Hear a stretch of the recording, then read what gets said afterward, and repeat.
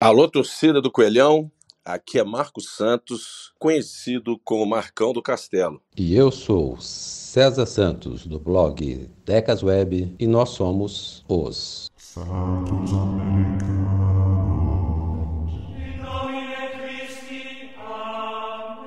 Olá, sejam bem-vindos aos Santos Americanos, mas antes de começar, não deixe de se inscrever no nosso canal do YouTube, mesmo que você esteja nos ouvindo através de uma das plataformas de podcasts em que o programa está disponível. Aproveite e deixe também o seu like, comentário ou sugestão de tema e compartilhe com um amigo americano. E se desejar receber notificações, é só clicar no sininho do YouTube. No episódio anterior, comentamos a respeito dos pontos positivos do América em 2022, que lhe permitiu permanecer na elite do futebol brasileiro e a se classificar para a disputa de uma nova competição internacional no ano que vem. Mas será que nessa temporada também não ocorreram erros e fatos que atrapalharam o clube e a sua performance no ano que termina? Quais foram os pontos negativos do Coelhão em 2022? Para debater esse assunto comigo, aquele que de negativo só tem o tipo sanguíneo, o Marcão do Castelo. Tudo bem, Marcão? Fala, César Decas Web, tudo bem? Tudo bem, estamos de volta mais uma vez para provavelmente o penúltimo programa do ano de 2022. E realmente pontos negativos ocorreram, lógico, né? Todo ano vai ter pontos positivos, pontos negativos. O mais importante é minimizar os pontos negativos, aprender com os erros e tentar melhorar. E já vou começar com um ponto negativo aqui,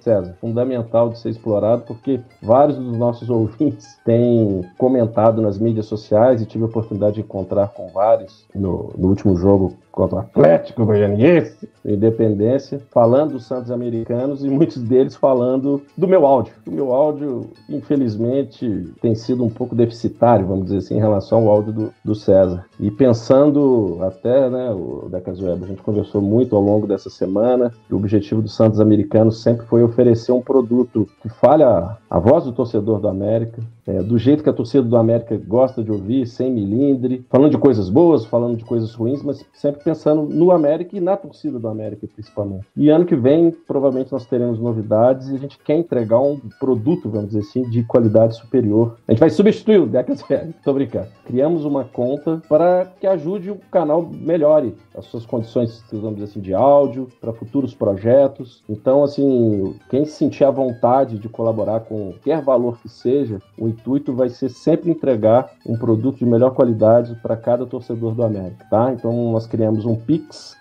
é na Caixa Econômica Federal, que é o e-mail podcastsantosamericanos@gmail.com. Para que no início da temporada, né, César, o Campeonato Mineiro começa em janeiro, a gente já está em condições melhores. Vou falar especificamente do América. Vou falar de um tema que comentamos no episódio, nós tivemos um episódio, se não me falha a memória, o episódio 13, sobre o relacionamento da torcida do América, na verdade, o relacionamento do América com a sua torcida. E nesse último jogo contra o Atlético Goianiense, já foi comentado da questão do ônibus, onde eu vi a cara de decepção de vários torcedores do América que ficaram ansiosos para ligar os sinalizadores, para receber o nosso time com aquela energia positiva, da melhor forma possível. Sei do caso que eu ouvi pelo Decadentes, do Adolfo Parenzi, que levou o filho dele, chegou até mais cedo, ele tem o costume de chegar mais tarde, mas levou o filho dele para recepcionar o ônibus com sinalizador, chegou na hora H, o ônibus subiu pela rua no sentido contrário que normalmente sobe, né? Então o que eu quero dizer é o seguinte, respeito,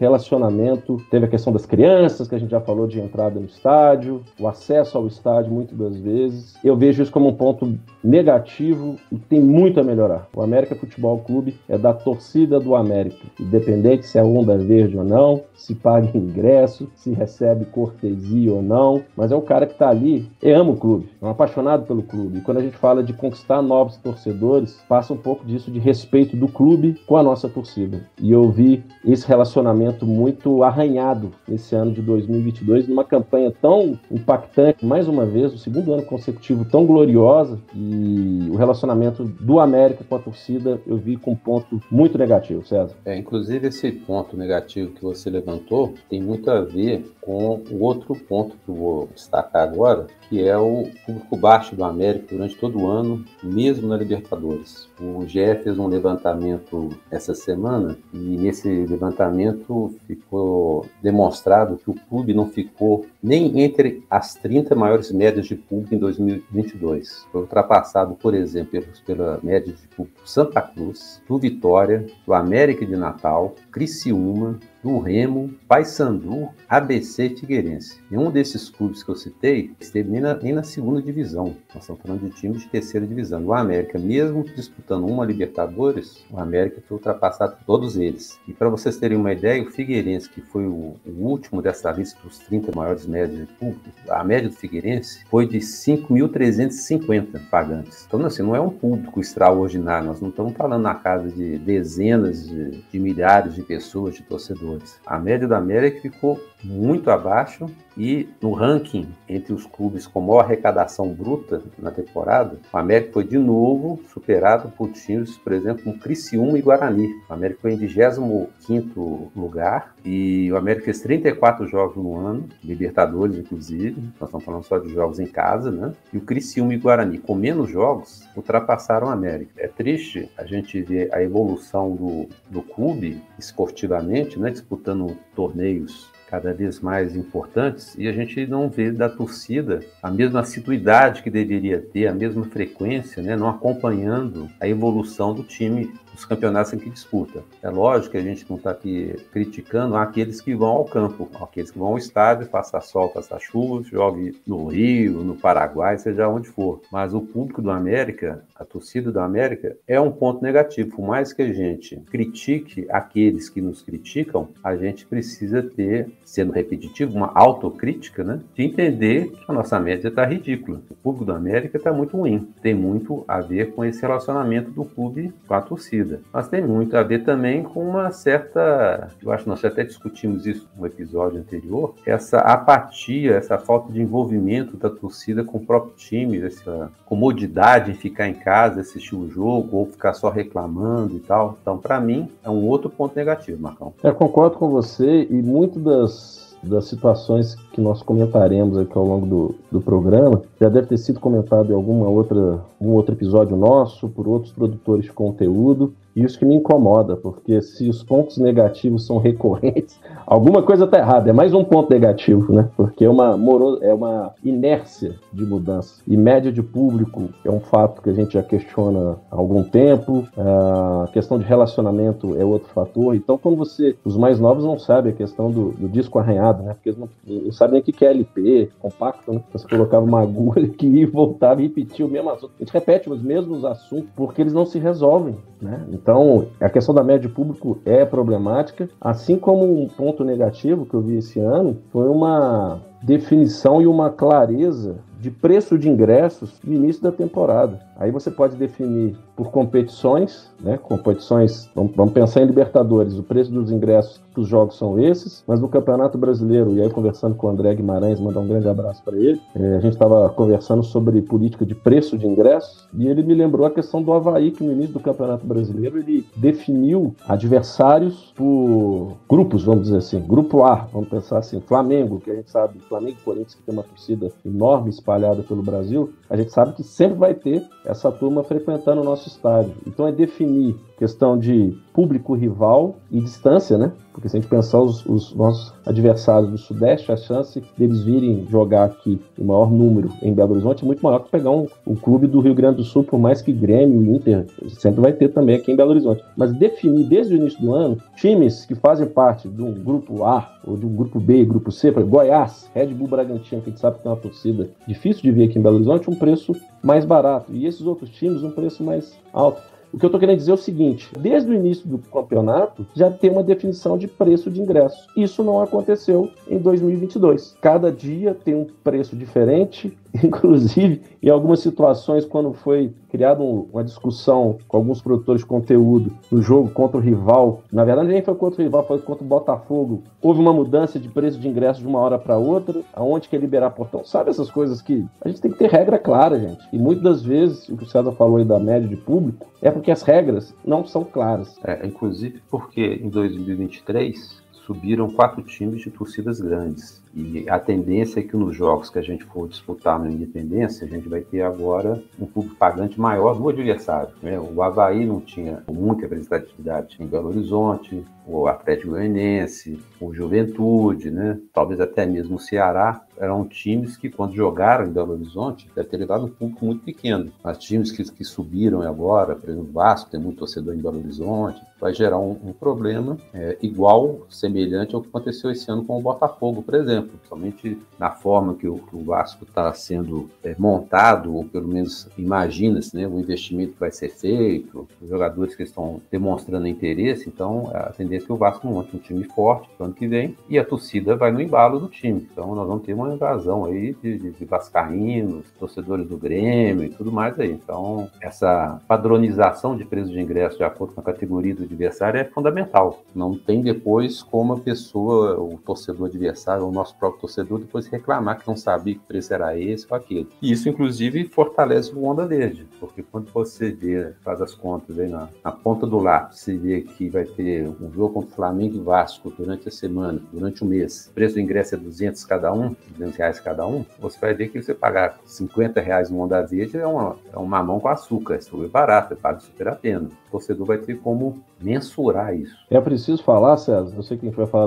das 4 linhas, mas eu preciso fazer uma observação importante de um ponto negativo na temporada. O marketing do América em relação a Libertadores, já citamos isso também, poderia ser muito mais potencializado a participação do América, tanto na fase pré-Libertadores como na fase de grupos. Isso eu falo desde ingresso para quem é Onda Verde, receber um ingresso no sentido de lembrança, né, que é ter acesso ao estádio, mas uma lembrança do jogo, dos jogos que nós tivemos. E eu vi as organizadas fazendo lembranças, exaltando esse momento, porque isso, mais do que ficar na memória da gente, se a gente tem um objeto, alguma coisa que te faz lembrar esse momento tão mágico nosso, o América, o Onda Verde, não fez isso para os sócios Onda Verde. Por os que não são, muito menos. Então eu vejo esse um ponto muito negativo que poderia ter sido explorado. Agora, Marcão, para a gente entrar mais no quesito esportivo mesmo, né? Vai ter outros pontos negativos que a gente vai acabar lembrando também, que fogem um pouquinho.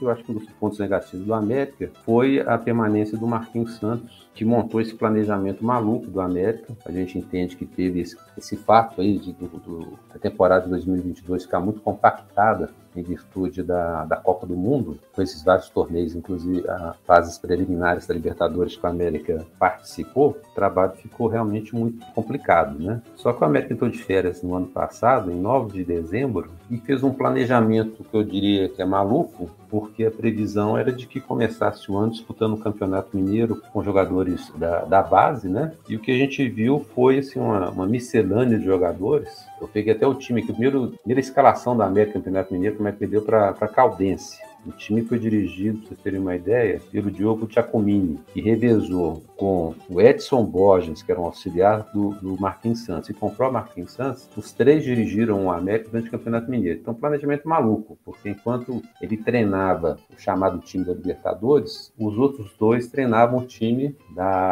do Campeonato Mineiro. Alguns jogadores voltaram até mais cedo e tudo mais. Só que o Marquinhos Santos, mesmo sendo Campeonato Mineiro, jogo em Minas Gerais, o Marquinhos Santos não acompanhava o time nem nos jogos. Então, assim, qual que era o ânimo desses jogadores para disputar uma partida que o técnico principal não estava nem acompanhando, né, esses jogadores? Então, para vocês terem ideia, no Campeonato Mineiro, o América começou com Jori, Arthur, Iago Maidana, Gustavo, João Paulo, Flávio, Juninho Valor e Rodriguinho, Gustavinho, Ian Sarce e Léo Passos. Se você pegar esse time aqui, você vai ver que pouquíssimos vingaram ao longo do ano, voltaram a jogar. Então foi um planejamento muito mal feito e que a desculpa ou a justificativa era que era para preservar o time titular para a Libertadores. E o que a gente viu foi uma dificuldade muito grande na Libertadores e um número de lesões muito grande também. Então, se era para preparar, para descansar o time e tal, o planejamento foi feito errado. E sem falar que o time não classificou nas semifinais do Mineiro e que o aproveitamento da base foi praticamente só no Mineiro. Então, para mim, a permanência do Marquinhos Santos foi um grande erro, um grande ponto negativo. O América perdeu muito tempo até o Mancini colocar esse time na mão dele, conseguir recuperar o jogador, definir um padrão de jogo, definir as peças da forma que ele gosta de jogar. Então, ponto negativo para Marquinhos Santos no América em 2022. Um ponto negativo gravíssimo, ao meu ver também, foi a baixa performance do time do América em cobrança de pênaltis, né? Nós comentamos isso num episódio também, um dos iniciais, que pênalti para o torcedor do América era motivo de sofrimento. A gente não comemorava, a gente sabia que ia dar errado. Então, não vou lembrar o nome dos culpados, vamos dizer assim, mas a baixa performance é um ponto negativo porque comprometeu a campanha nossa, com certeza, da Copa do Brasil, naquele pênalti do Iago Maidana, perdido lá no Morumbi. Em outros jogos também, ou que a gente saiu derrotado, ou que a gente saiu no empate, uma perspectiva de ganhar 3 pontos. Então isso para mim foi um ponto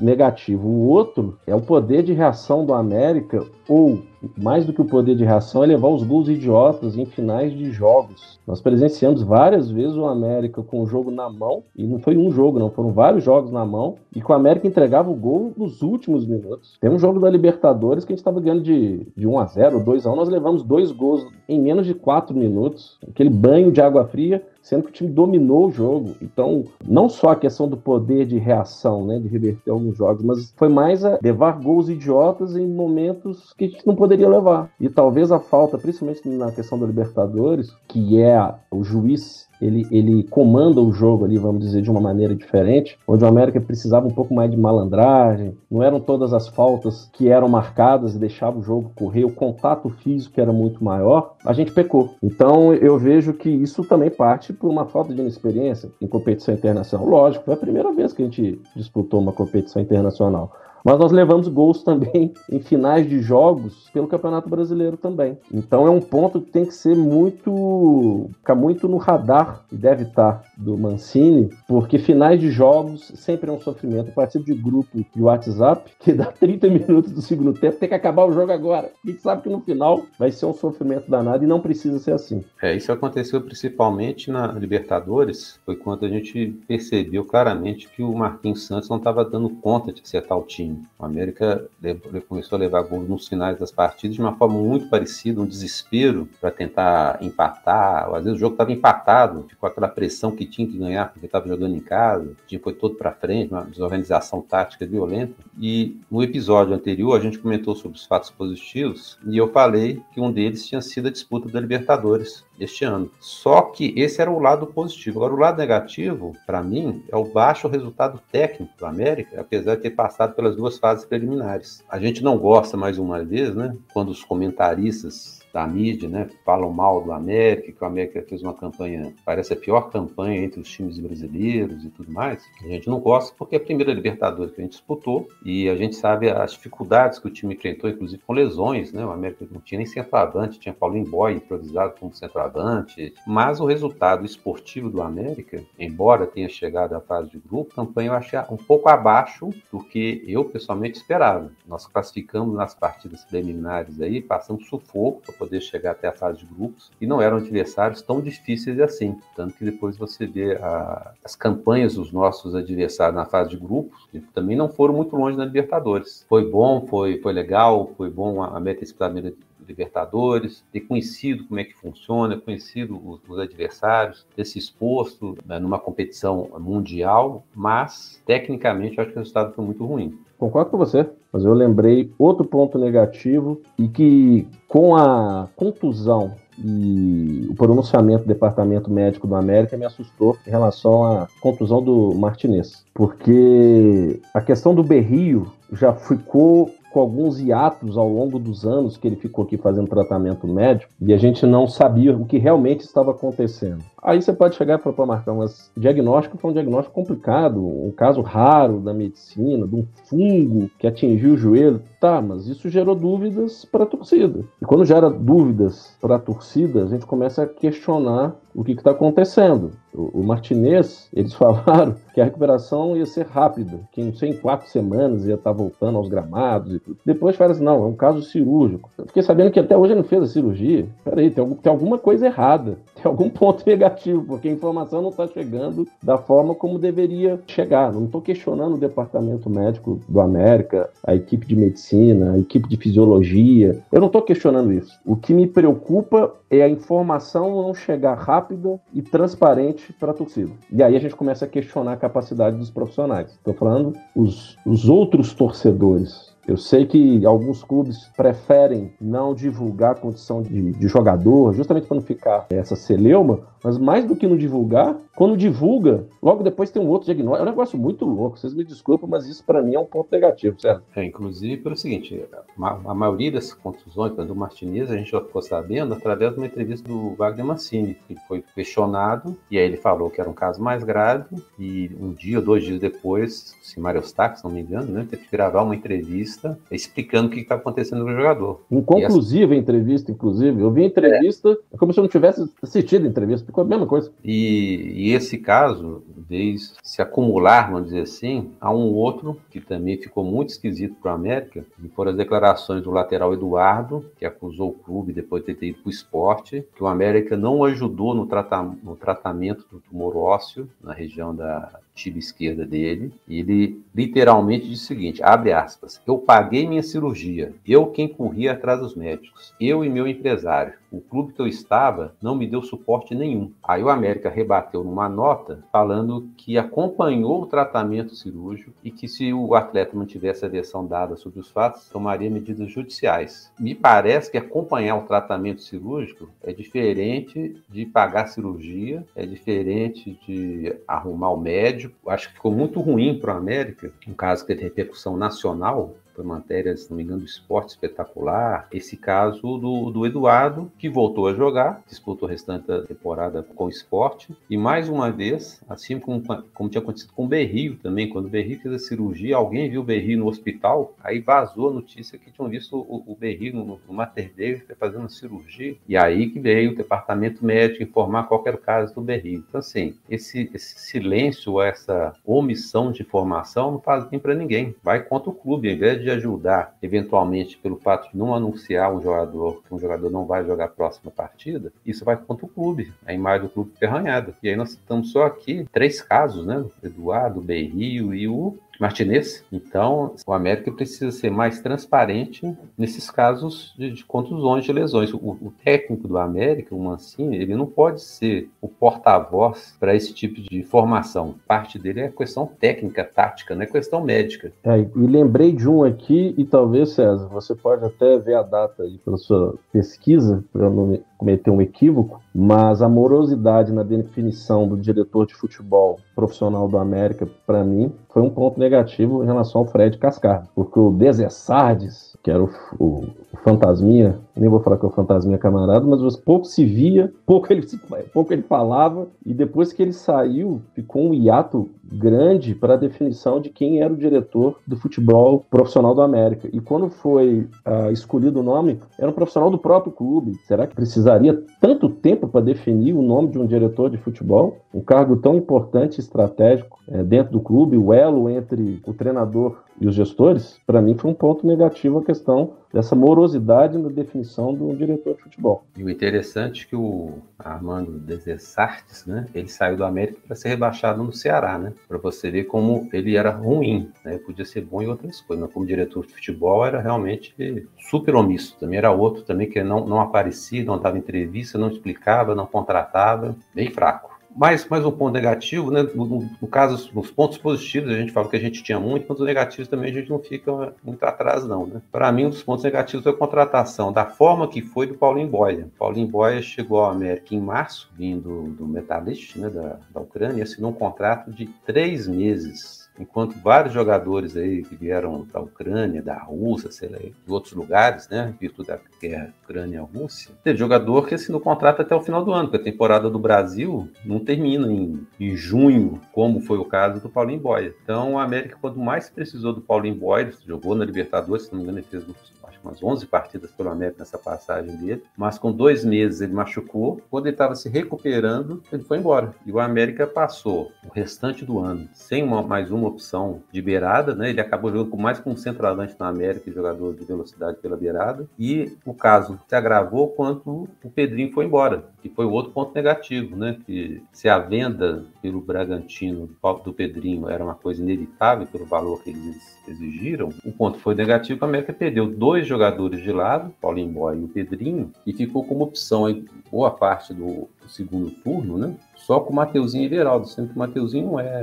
não tem as características de nenhum dos dois. Então, além da gente ter contratado o jogador por 3 meses, que jogou 2, a gente perdeu um que o América colocou na vitrine, né? Recebeu um dinheiro por isso, e depois não teve como repor os 2 jogadores que saíram.